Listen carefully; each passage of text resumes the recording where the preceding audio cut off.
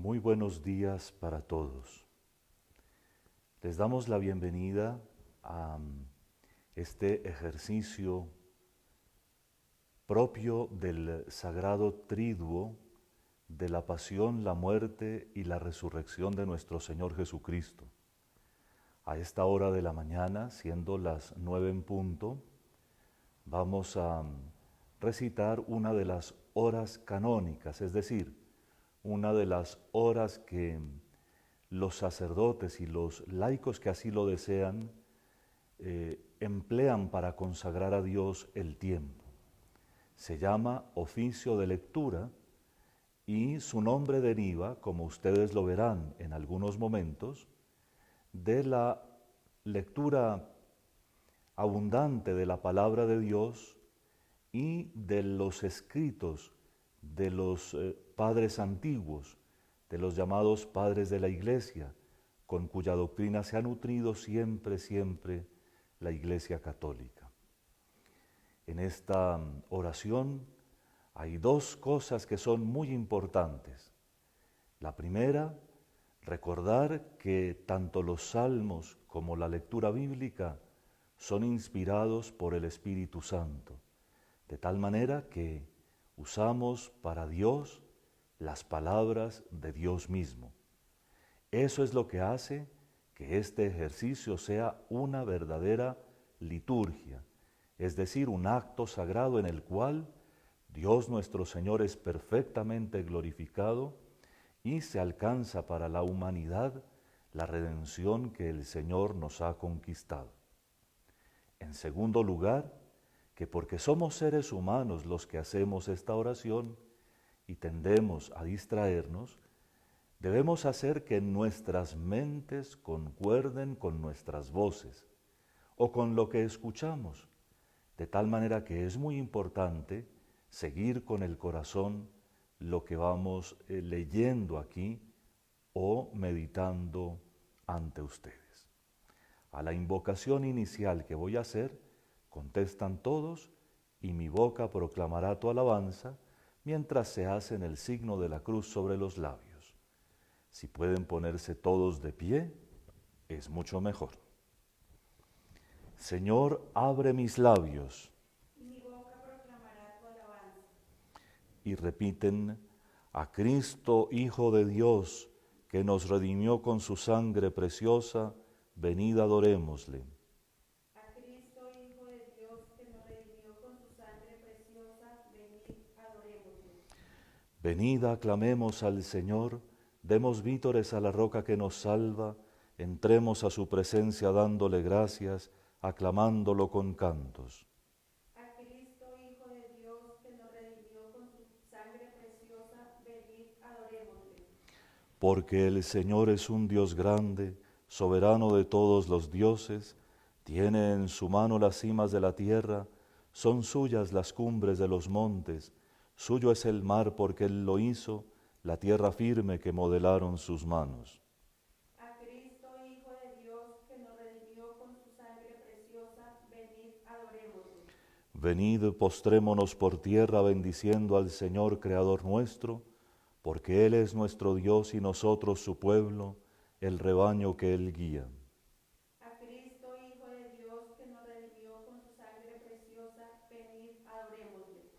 Ojalá escuchéis hoy su voz, no endurezcáis el corazón como en Meribá, como el día de Masá en el desierto, cuando vuestros padres me pusieron a prueba y dudaron de mí aunque habían visto mis obras. A Cristo, Hijo de Dios, que nos redimió con su sangre preciosa, venid, adorémosle. Durante 40 años aquella generación me repugnó y dije, es un pueblo de corazón extraviado, que no reconoce mi camino, por eso he jurado en mi cólera que no entrarán en mi descanso. A Cristo, Hijo de Dios, que nos redimió con su sangre preciosa, venid, adorémosle. Gloria al Padre y al Hijo y al Espíritu Santo. Como era en el principio, ahora y siempre, por los siglos de los siglos. Amén.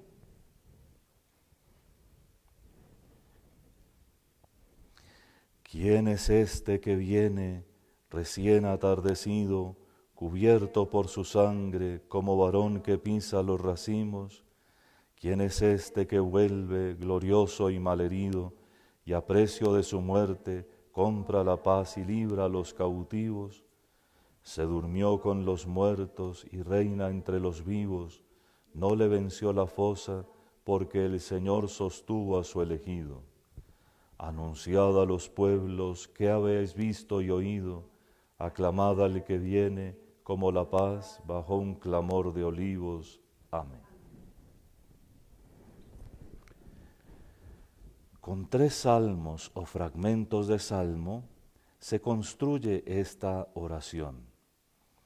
En primer lugar vamos a emplear para nuestra oración el Salmo segundo, que si ustedes son bien atentos, percibirán que tiene algunas frases supremamente proféticas que prácticamente describen todo lo que ocurrió alrededor de la pasión del Señor. Lo ambientamos con esta antífona. Se alían los reyes de la tierra, los príncipes conspiran contra el Señor y su Mesías. Y el Salmo dice: ¿por qué se amotinan las naciones y los pueblos planean un fracaso? Se alían los reyes de la tierra, los príncipes conspiran contra el Señor y contra su Mesías. Rompamos sus coyundas, sacudamos su yugo. El que habita en el cielo sonríe, el Señor se burla de ellos, luego les habla con ira, los espanta con su cólera. Yo mismo he establecido a mi rey en Sión, mi monte santo. Voy a proclamar el decreto del Señor. Él me ha dicho: tú eres mi hijo, yo te he engendrado hoy.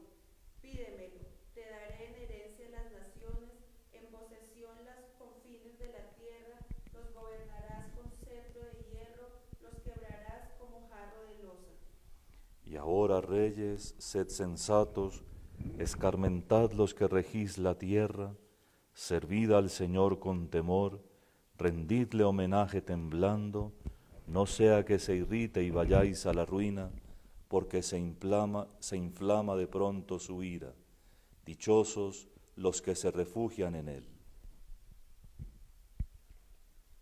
Gloria al Padre, y al Hijo, y al Espíritu Santo, Como era en el principio, ahora y siempre, por los siglos de los siglos. Amén. Juntos. Se alían los reyes de la tierra, los príncipes conspiran contra el Señor y contra su Mesías. El Salmo 21 es un salmo en el que se ha visto de manera muy clara una representación anticipada de la pasión del Señor. El mismo Señor Jesucristo en la cruz empleó este salmo para orar y para expresar su más profundo sentimiento. Se reparten mi ropa, echan a suerte mi túnica. Dios mío, ¿por qué me has abandonado? A pesar de mis gritos, mi oración no te alcanza. Dios mío, de día te grito y no respondes, de noche y no me haces caso, aunque tú habitas en el santuario, esperanza de Israel.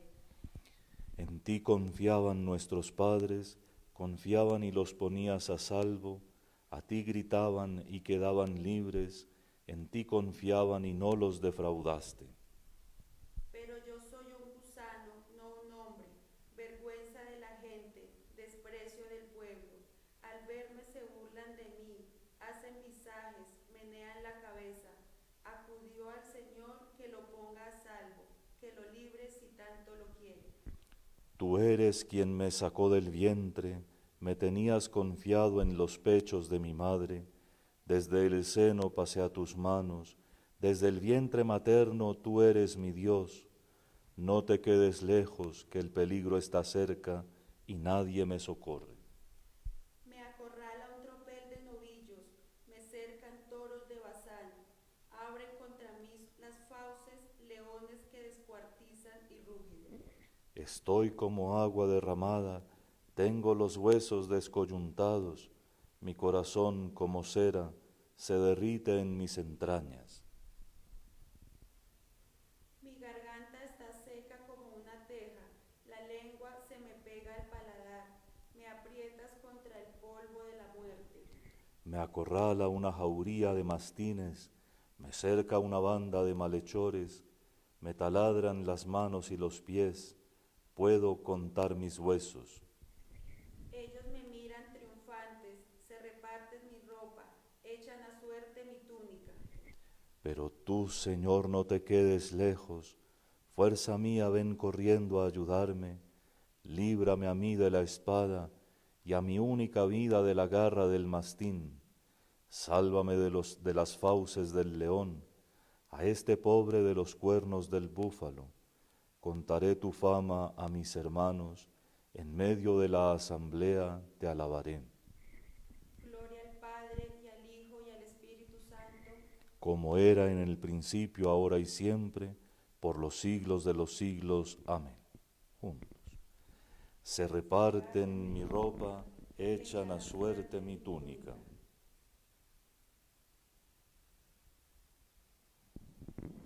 Con el Salmo 37 veremos otro ejemplo de salmos que, en la experiencia del salmista, anticipan los misterios de la pasión del Señor. Me tienden lazos los que atentan contra mí. Señor, no me corrijas con ira, no me castigues con cólera, tus flechas se me han clavado, tu mano pesa sobre mí. no hay parte ilesa en mi carne, a causa de tu furor, no tienen descanso mis huesos a causa de mis pecados. Mis culpas sobrepasan mi cabeza, son un peso superior a mis fuerzas, mis llagas están podridas y supuran por causa de mi insensatez. Voy encorvado y encogido, todo el día camino sombrío. Tengo las espaldas ardiendo, no hay parte ilesa en mi carne, estoy agotado, deshecho del todo, rujo con más fuerza que un león. Señor mío, todas mis ansias están en tu presencia, no se te ocultan mis gemidos, siento palpitar mi corazón, me abandonan las fuerzas y me falta hasta la luz de los ojos.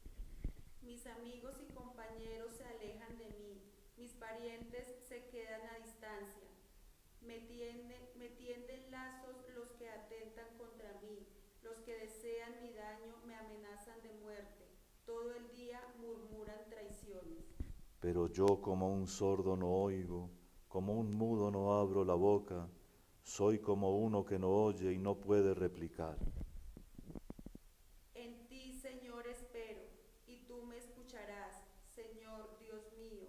Esto pido, que no se alegren por mi causa, que cuando resbale mi pie no canten triunfo. Porque yo estoy a punto de caer y mi pena no se aparta de mí.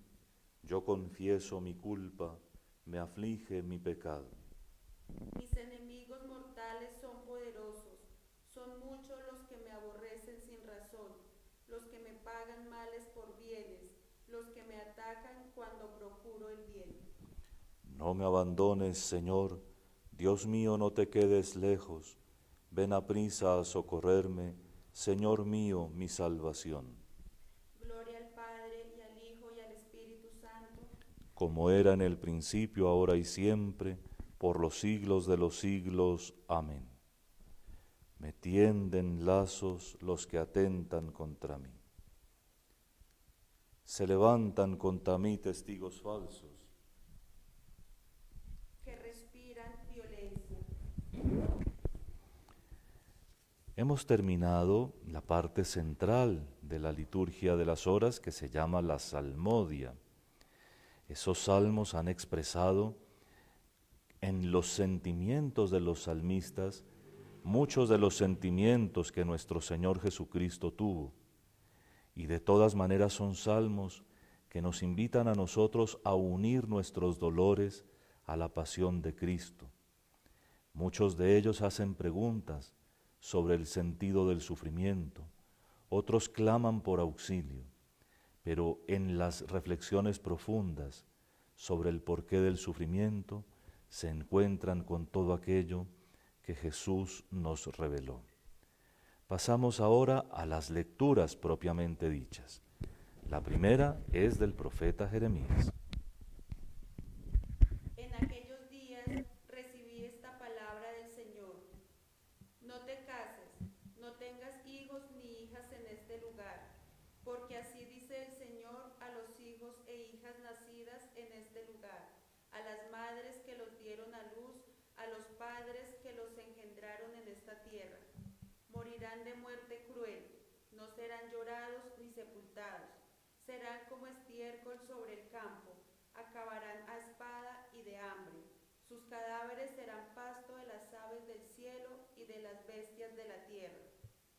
Así dice el Señor: no entres en casa donde haya luto, no vayas al duelo, no les des el pésame, porque retiro de este pueblo, oráculo del Señor, mi paz, misericordia y compasión. Morirán en esta tierra grandes y pequeños, no serán sepultados ni llorados, ni por ellos se harán incisiones o se repararán el pelo.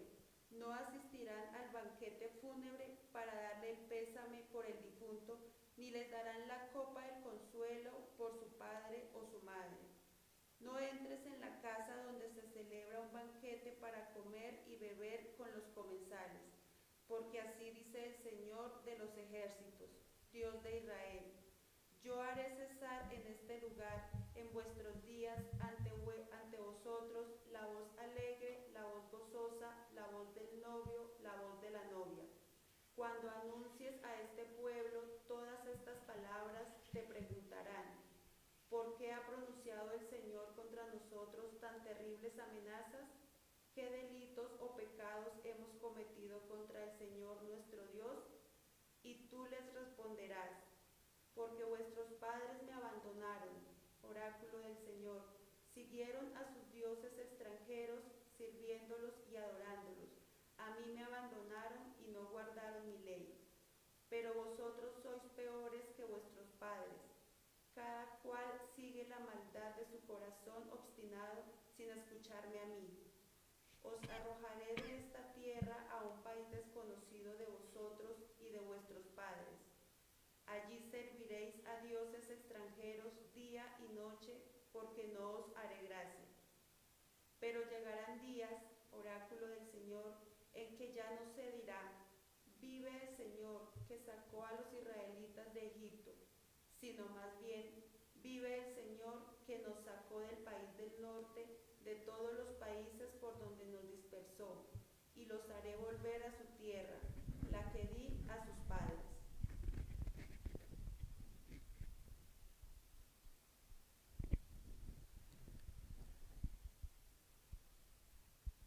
En la historia sagrada que aprendemos cuando estudiamos concienzudamente la Sagrada Biblia, esta profecía de Jeremías tiene que ver con uno de los acontecimientos más trágicos del pueblo de Israel. Al final dice que llegarán días en que ya no se dirá: vive el Señor que sacó a los israelitas de Egipto, sino más bien: vive el Señor que nos sacó del país del norte, de todos los países por donde nos dispersó. Y esto quiere decir que la terrible esclavitud centenaria que pasó el pueblo en Egipto tuvo, sin embargo, una especie de reedición. En efecto, un poco más de 600 años antes de Cristo, comenzaron en el pueblo de Israel una serie de desórdenes que se iban aumentando y aumentando. Cuando los profetas anunciaban que si esto no cambiaba, que el pueblo tendría que padecer un destierro, nadie creía. Seguía todo el mundo haciendo sus propios negocios, trabajando para su propio bienestar, aislándose y sirviéndose a sí mismo, sin servir a la unidad del pueblo de Dios y, sobre todo, sin poner en práctica los mandamientos. Cuando las cosas estaban ya para reventar, a la vuelta del año 600 antes de Cristo, surge el profeta Jeremías, que con todos los tonos posibles pide al pueblo que se convierta. Le pusieron apodos, se mofaron de él, lo azotaron, se burlaron, lo maltrataron, lo llevaron al destierro. En fin, padeció lo que no está escrito. Por eso, en este Viernes Santo la Iglesia nos propone mirar hacia el profeta Jeremías, porque en su vida se profetizó, casi más que en sus palabras, todo lo que tendría que padecer Cristo por el pueblo de Dios. La verdad es que sí terminó en tragedia todo el desorden del pueblo.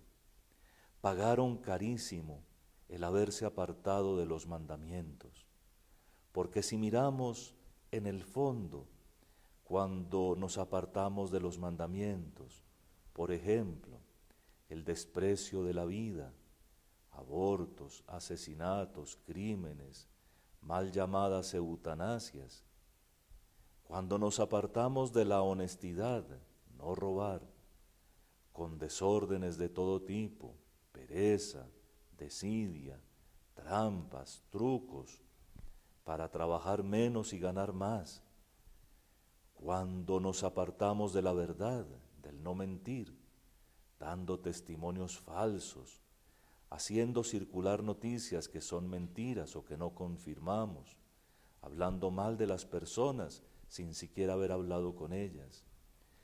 No solo faltamos a la ley de Dios, sino que desordenamos el mundo. El no matar, el no robar, el no mentir, el no cometer adulterio, el no andar desordenados en cuestión sexual, ni en cuestión de nuestros apetitos más terrenos, no es en juego. Es porque el que resulta lesionado profundamente es el ser humano y la comunidad. Pero ¿quién quiere entender este mensaje? Un mundo que se entrega al desorden es un mundo en el cual ni siquiera las montañas se ven, porque todo está contaminado. Un mundo en que se pierden no solo especies de aves y mamíferos y toda suerte de animales, sino las mismas condiciones para una vida humana normal. Pero mientras tanto, los que se sienten dueños del mundo compran, venden, negocian, producen y producen, consumen y consumen.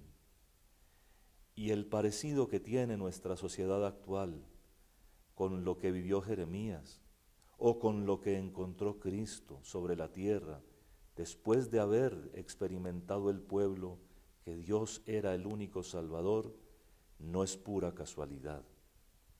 Si no volvemos a Cristo, vamos a destrozarnos nosotros mismos, vamos a acabar con nuestra sociedad y con el mundo en que vivimos. Pero el Viernes Santo, precisamente porque es el día en el cual recordamos ese misterio por el que Jesús asumió todo lo nuestro, inclusive nuestro pecado, y a tal punto que en la cruz llegó a clamar por nosotros: Dios mío, ¿por qué me has abandonado? Con este sacrificio se repara todo lo que es humanamente imposible de reparar. Hoy en día las cuestiones no son como en tiempos de Jeremías. Hoy en día podemos entender que Cristo ya es nuestra victoria. No nos toca estar esperando al Mesías porque Él ya llegó, y precisamente porque ya llegó, sabemos que es la conversión lo único que nos falta. Ir a Jesús, volver a Jesús. El Viernes Santo, de todas maneras, tiene este sentido liberador, Si nosotros nos sentimos libres cuando estamos mal empleando nuestra libertad, Cristo nos dice que somos libres cuando en el camino de la obediencia, como el que Él asumió por nosotros, volvemos a Dios y restablecemos así el orden de nuestras cosas, de nuestras propias personas y de nuestra sociedad. Responsorio. Fue conducido como oveja al matadero, fue maltratado y se humilló, enmudecía y no abría la boca, fue entregado a la muerte. para dar la vida a su pueblo. Se entregó a sí mismo a la muerte y fue contado entre los malhechores. Para dar la vida a su pueblo. Vamos a escuchar ahora una lectura de las catequesis de San Juan Crisóstomo, un obispo de los primeros siglos de la Iglesia. ¿Deseas conocer el valor de la sangre de Cristo? Remontémonos entonces a las figuras que la profetizaron y recordemos los antiguos relatos de Egipto.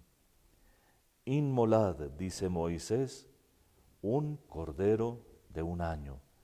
Tomad su sangre y rociad las 2 jambas y el dintel de la casa. ¿Qué dices, Moisés? La sangre de un cordero irracional ¿puede salvar a los hombres dotados de razón? Sin duda, responde Moisés, no porque se trate de sangre, sino porque en esta sangre se contiene una profecía de la sangre del Señor. Si hoy, pues, el enemigo, en lugar de ver las puertas rociadas con sangre simbólica, ve brillar en los labios de los fieles, puertas de los templos de Cristo, la sangre del verdadero Cordero, huirá todavía más lejos. ¿Deseas descubrir aún por otro medio el valor de esta sangre? Mira de dónde brotó y cuál sea su fuente. Empezó a brotar de la misma cruz y su fuente fue el costado del Señor. Pues muerto ya el Señor, dice el Evangelio, uno de los soldados se acercó con la lanza, le traspasó el costado y al punto salieron agua y sangre. Agua como símbolo del bautismo, sangre como figura de la Eucaristía. El soldado le traspasó el costado, abrió una brecha en el muro del templo santo, y yo encuentro el tesoro escondido y me alegro con la riqueza hallada. Esto fue lo que ocurrió con el Cordero. Los judíos sacrificaron el Cordero y yo recibo el fruto del sacrificio. Del costado salieron sangre y agua. No quiero, amado oyente, que pases con indiferencia ante tan gran misterio, pues me falta explicarte aún otra interpretación mística. He dicho que esta agua y esta sangre eran símbolos del bautismo y de la Eucaristía. Pues bien, con estos 2 sacramentos se edifica la Iglesia. Con el agua de la regeneración y con la renovación del Espíritu Santo, es decir, con el bautismo y la Eucaristía, que han brotado ambos de su costado. Del costado de Jesús se formó pues la Iglesia, como del costado de Adán fue formada Eva. Por esta misma razón afirma San Pablo, somos miembros de su cuerpo, formados de sus huesos, aludiendo con ello al costado de Cristo. Pues del mismo modo, como Dios formó a la mujer del costado de Adán, de igual manera Jesucristo nos dio el agua y la sangre salidas de su costado para edificar la Iglesia. Y de la misma manera, como entonces Dios tomó la costilla de Adán mientras éste dormía, así también nos dio el agua y la sangre después que Cristo hubo muerto. Mirad de qué manera Cristo se ha unido a su esposa. Considerad con qué alimento la nutre. Con un mismo alimento hemos nacido y nos alimentamos. De la misma manera, como la mujer se siente impulsada por su misma naturaleza a alimentar con su propia sangre y con su leche a aquel a quien ha dado a luz, así también Cristo alimenta siempre con su sangre a aquellos a quienes Él mismo ha hecho renacer.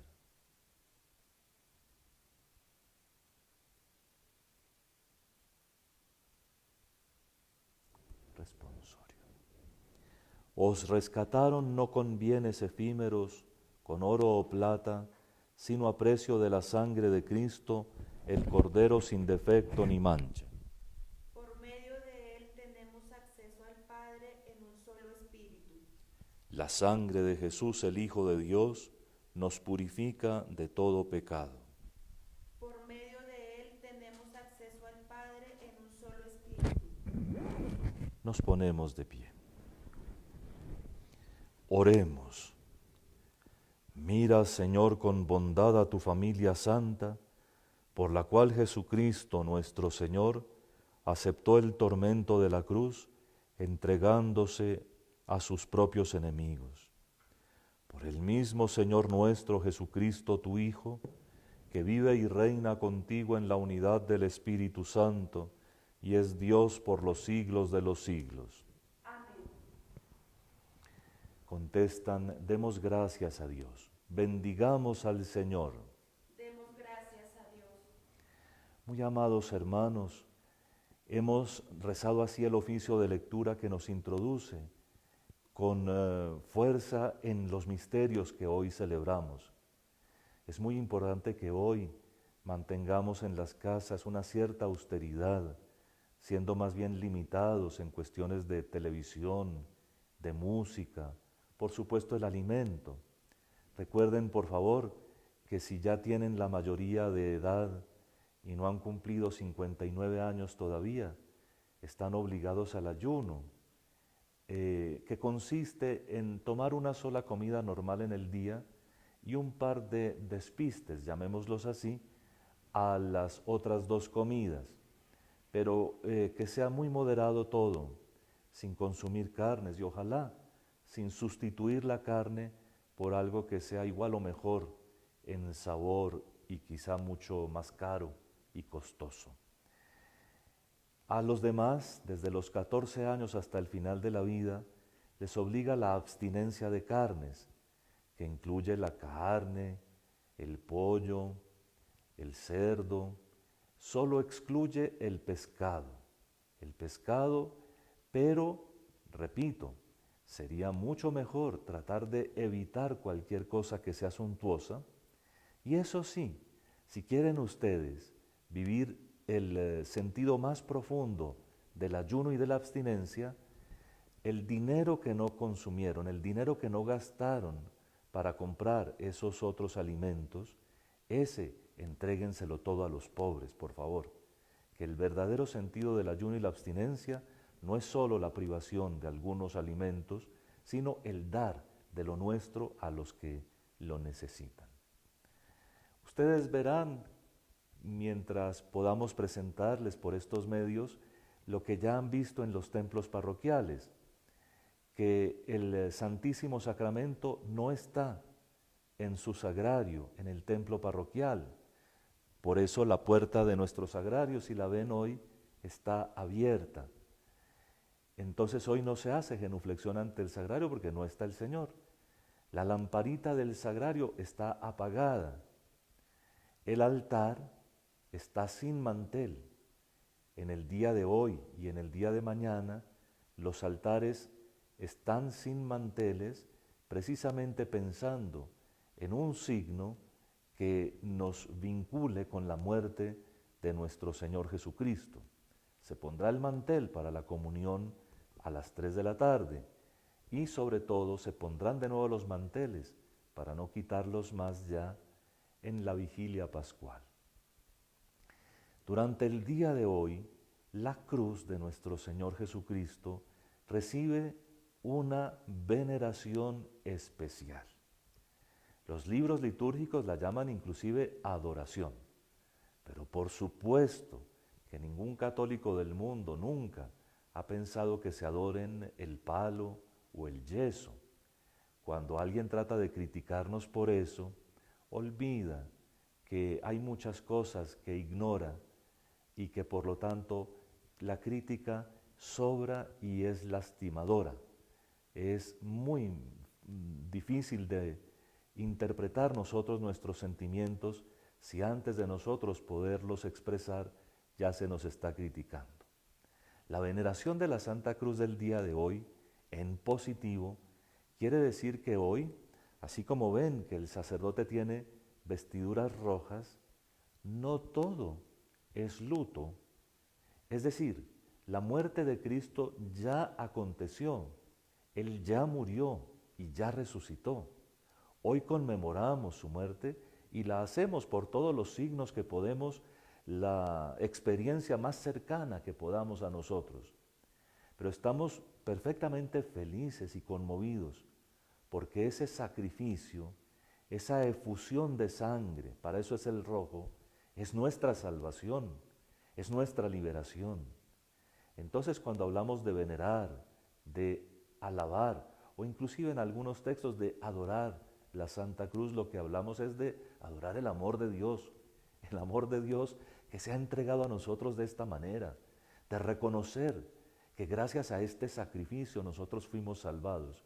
¿Y quién no va a alabar esta manera de ser salvados? Que el Hijo de Dios se haya tomado la molestia de experimentar nuestra condición humana, haciéndose realmente hombre y pasando por nuestras mismas dificultades, dolores y hasta nuestra muerte. Eso es muy grande. Hoy es un día de amor. Por eso nuestra austeridad, el ayuno, la abstinencia, el apagar televisores, el mantener ambientes silenciosos, es para estar pensando en Jesús, para mirar la cruz y para decirle, Señor, yo te amo, muchas veces.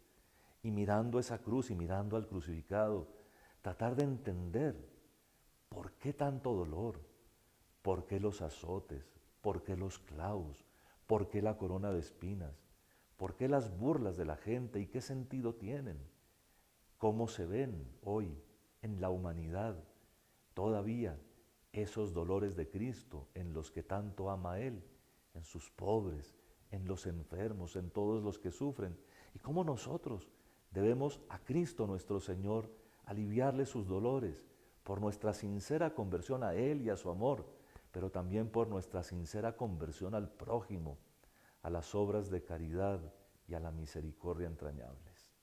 Hoy es un día para vivir con mucha fe y con mucho amor. A las 11, si quieren, con mucho gusto nos encontramos para meditar en el camino de la cruz de Jesús, para meditar esos misterios por los cuales nuestro Señor, tomando sobre sus hombros la cruz, también se cargó con nuestros pecados. En el día de hoy, el Vía Crucis lo tendremos con solo 11 estaciones, porque la estación número 12 será la celebración litúrgica de las 3 de la tarde, que no es misa, pero lo explicaremos luego, y las 13 y 14, las estaciones 13 y 14, las recordaremos por la noche con el descendimiento del cuerpo de Cristo, de su cruz y su sepultura. A todos el Señor los bendiga y los guarde, en el nombre del Padre y del Hijo y del Espíritu Santo. Amén.